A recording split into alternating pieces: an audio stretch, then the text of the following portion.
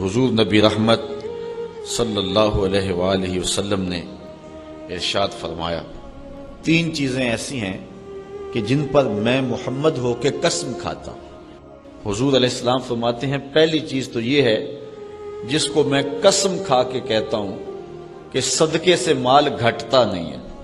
दूसरी बात, जब किसी पे कोई शख्स जुल्म करे और वो उस पे सब्र करे तो हुजूर फरमाते हैं, मैं कसम खा के कहता हूं कि उसकी इज्जत में कमी नहीं होगी, उसकी इज्जत में इजाफा होगा। उस सब्र करने की बरकत से अल्लाह ताला उसकी इज्जत में इजाफा फरमाएगा। तीसरी बात, हुजूर अलैहिस्सलाम ने इरशाद फरमाया, अगर किसी शख्स ने सवाल का दरवाजा खोल लिया, मांगना शुरू कर दिया, तो हुजूर फरमाते हैं कि मैं कसम खा के कहता हूं कि उसने मोहताजी का दरवाजा खोल लिया।